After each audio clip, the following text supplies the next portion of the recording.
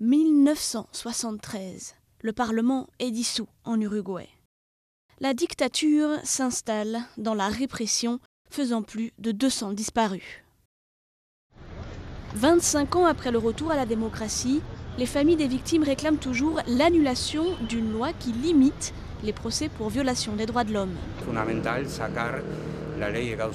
Il est fondamental d'annuler cette loi, surtout pour l'avenir, pour que cela ne se reproduise plus, pour qu'il n'y ait pas de précédent, pour que l'on ne puisse pas commettre des horreurs sans jamais être confronté à la justice. Leur vœu sera peut-être exaucé. Cette loi, dite de caducité, oblige les juges à demander le feu vert du gouvernement pour entamer des poursuites. Une confusion des pouvoirs déclarée inconstitutionnelle par la Cour suprême. La loi a toutes les chances d'être annulée prochainement par le Parlement. Mais le vote suscite de vives tensions dans le pays d'Amérique du Sud.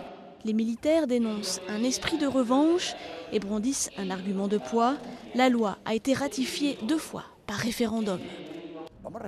Quand le peuple s'est prononcé, il faut le respecter, sinon ça ne sert à rien de le solliciter. Faites donc ce qu'il vous chante et ce sera une autre dictature. Ce gouvernement devrait faire attention au flou juridique qu'il crée. La controverse divise même la majorité de gauche. Cet homme est l'un des fondateurs de la guérilla en Uruguay. Il a passé 12 ans en prison.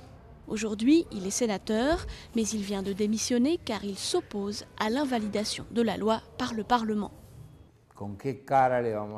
De quoi va-t-on avoir l'air la prochaine fois qu'on demande son avis au peuple, qu'on lui demande sa signature et son vote lors d'un référendum qui pourrait être vital pour notre peuple, pour notre gouvernement? Malgré les limites de la loi de caducité, des procès ont eu lieu après l'arrivée de la gauche au pouvoir en 2005. Les principaux responsables ont été condamnés, comme le dictateur Juan María Bordaberry. Mais selon les défenseurs des droits de l'homme, de très nombreuses affaires restent à juger.